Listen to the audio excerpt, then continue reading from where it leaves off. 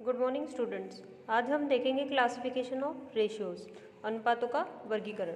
तो अनुपातों का प्रयोग भिन्न भिन्न व्यक्तियों व संस्थाओं द्वारा किया जाता है, लेकिन यह आवश्यक नहीं है कि सभी व्यक्ति या संस्थान एक से या समान अनुपातों की गणना करें।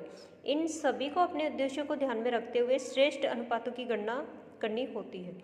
तो कहने का मतलब ये है कि जो अलग अलग व्यक्ति है या संस्था है, कंपनियां हैं, वो अपने अकॉर्डिंग अपने रेशियो सिलेक्ट करती हैं, उनकी रिक्वायरमेंट के हिसाब से रेशियो सिलेक्ट करती है। अतः अनुपात अनेक प्रकार के हो सकते हैं, जिनका वर्गीकरण निम्न प्रकार किया जा सकता है। तो उनका वर्गीकरण जो होता है रेशियोज का, दो तरह से हो सकता है। एक तो वित्तीय विवरणों के अनुसार वर्गीकरण, और एक है उद्देश्य या प्रयोजन के आधार पर। तो दो तरह से वर्गीकरण हो सकता है। उसमें ये देखो, ये जो पहला टाइप है उसमें वित्तीय विवरणों के अनुसार वर्गीकरण, classification according to financial statement. यह वर्गीकरण उन लेखा विवरणों जिनसे कि अनुपातों का संबंध होता है की प्रकृति पर आधारित होता है। इसके प्रमुख निम्नलिखित होते हैं। तो इसमें दो तरह से डिवाइड होता है ये, स्थिति विवरण के अनुसार बैलेंस शीट रेशियोज, और दूसरा है आय विवरण के अनुपात या परिचालन अनुपात, इनकम स्टेटमेंट रेशियोज। तो जो फाइनेंशियल स्टेटमेंट के बेसिस पे जो रेशियो का डिवाइड होता है उसमें दो बेसिस होते हैं, एक तो बैलेंस शीट के अकॉर्डिंग, दूसरा आपका इनकम स्टेटमेंट, मतलब कह सकते हो प्रॉफिट एंड लॉस के हिसाब से। इन दो बेसिस पे इसको डिवाइड कर सकते हैं रेशियोज को। तो देखो, स्थिति विवरण के अनुपात, बैलेंस शीट रेशियोज के अनुपात, स्थिति के अनुपात स्थिति विवरण में दिए गए दो मदों या दो मदों के समूह के मध्य ज्ञात किए जाते हैं। या तो दो होंगे या दो से अधिक समूह में होंगे। इसमें निम्नलिखित प्रमुख है। पहला है चालू अनुपात, करंट रेशियोज, तरल अनुपात, लिक्विड रेशियो कह सकते हैं, या फिर क्विक रेशियो, एसिड टेस्ट भी कह सकते हैं। फिर है ऋण क्षमता अनुपात, डेब्ट इक्विटी रेशियो। फिर चौथा है अन्य अनुपात, अदर रेशियोज। तो ये इंपॉर्टेंट रेशियोज है चारों। तथा स्कंद एवं चालू संपत्तियों का अनुपात, देय विपत्र, देय लेखों का अनुपात, पूंजी दंतीकरण अनुपात आदि। फिर जो दूसरे बेसिस पे जो इनकम किया जाता है डिवाइड, वो है आय विवरण के अनुपात या परिचालन अनुपात, इनकम स्टेटमेंट रेशियो और ऑपरेटिंग रेशियोज। ये अनुपात लाभ हानि खाते की दो मदों या मदों के समूह के मध्य ज्ञात किए जाते हैं। इनमें निम्नलिखित प्रमुख है। पहला है विक्रय की लागत या शुद्ध विक्रय का अनुपात, कॉस्ट ऑफ सेल्स या नेट सेल्स रेशियो। फिर लागत तथा व्यय की पृथक पृथक मदों या शुद्ध विक्रय का अनुपात, ratio of cost and expense to net sales. या तो कॉस्ट को सेल्स से कंपेयर करेंगे, या फिर जो एक्सपेंस हो रहा है उसको सेल्स से कंपेयर करेंगे। और सेल्स में भी कौन सा लेंगे? नेट सेल्स लेंगे। लाभ व शुद्ध विक्रय का अनुपात, ratio of profit to net sales. आय विवरण के अनुपातों की गणना करते समय प्राय शुद्ध विक्रय राशि को 100 मान लिया जाता है, और अन्य मदों को शुद्ध विक्रय की प्रतिशत के रूप में व्यक्त किया जाता है। ठीक है। तो नेट सेल्स जो होगा वो आप क्या अज्यूम करोगे? वो 100 है आपका। स्थिति विवरण तथा आय विवरण के संयुक्त अनुपात, combined balance sheet and income statement ratio. कुछ अनुपात ऐसे होते हैं जो स्थिति विवरण की किसी मद का आय विवरण की किसी मद के साथ संबंध प्रकट करते हैं। इसमें प्रमुख अनुपात निम्नलिखित है। मतलब उसमें कोई आइटम ऐसा होगा जो बैलेंस शीट का होगा, और दूसरा इनकम स्टेटमेंट से होगा। तो उन दोनों का कोई ना कोई रिलेशन जरूर होगा। तो देखो वैसे कौन से रेशियोज है। तो पहला है विक्रय तथा प्राप्यों का अनुपात, सेल्स टू रिसीवेबल रेशियो। तो रिसीवेबल कौन सा होता है? डेटर्स होते हैं। तो सेल्स करते हैं तभी डेटर क्रिएट होते हैं, जो क्रेडिट सेल हम करते हैं। ठीक है, तो ये दोनों जुड़े हुए हैं। फिर है विक्रय एवं स्कंद का अनुपात, सेल्स टू इन्वेंट्री रेशियो। तो जितना सेल्स स्टॉक भी सेल्स पे डिपेंड करेगा। अगर ज़्यादा सेल्स हो रहा है तो स्टॉक उतना ही कम होगा, और कम सेल हो रहा है तो स्टॉक उतना ही ज़्यादा मेंटेन होगा। फिर तीसरा है शुद्ध लाभ एवं कार्यशील पूंजी का अनुपात, net profit to working capital ratio. आप वर्किंग कैपिटल जो लग रही है उसके कंपेयर में नेट प्रॉफिट कितना है उसका कंपैरिजन, ठीक है।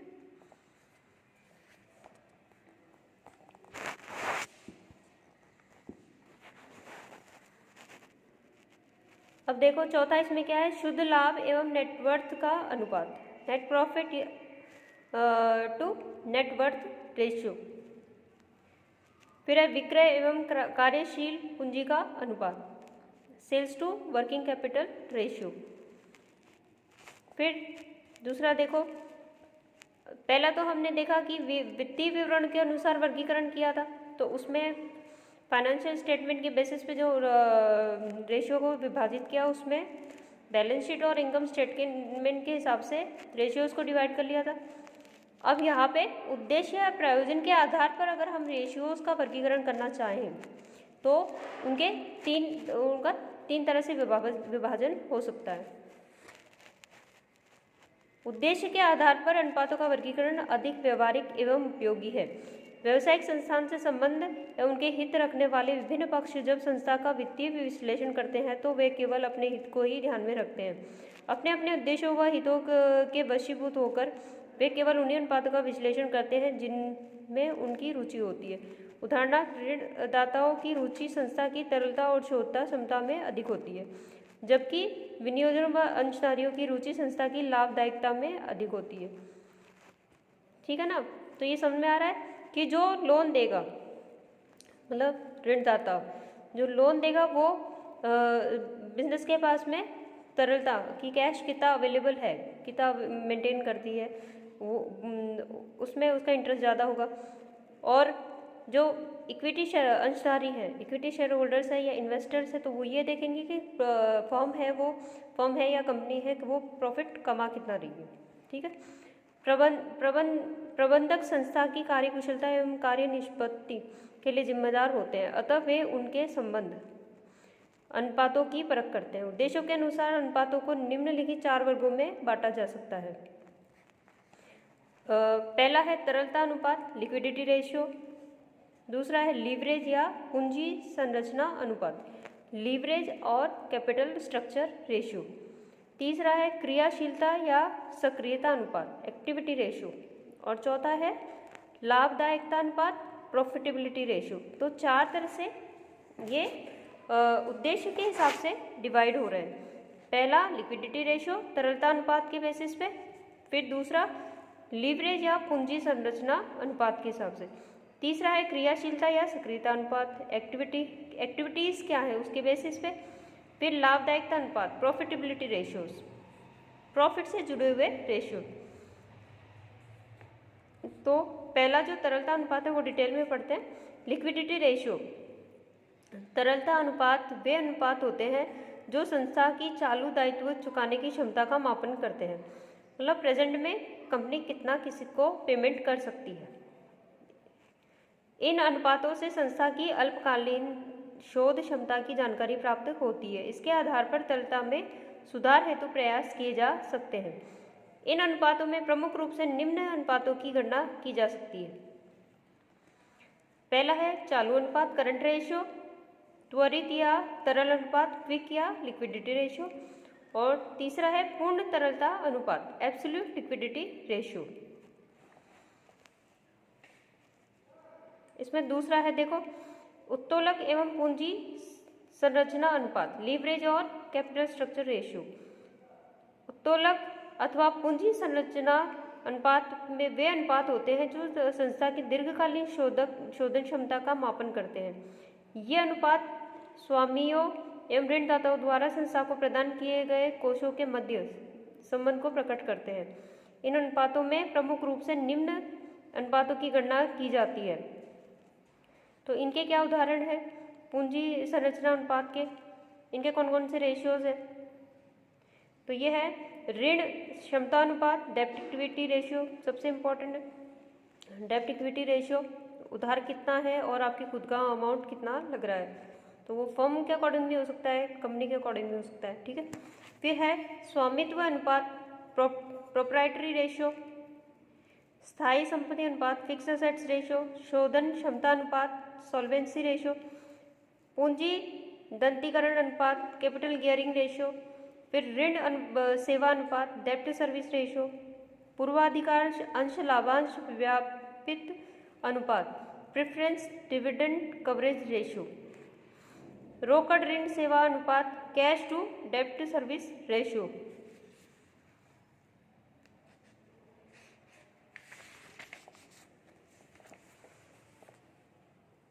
फिर तीसरा जो टाइप है उद्देश्य में, उद्देश्य के बेसिस पे जब रेशियो को डिवाइड करते हैं उसमें तीसरा टाइप क्या है, एक्टिविटी रेशियो, क्रियाशीलता अनुपात।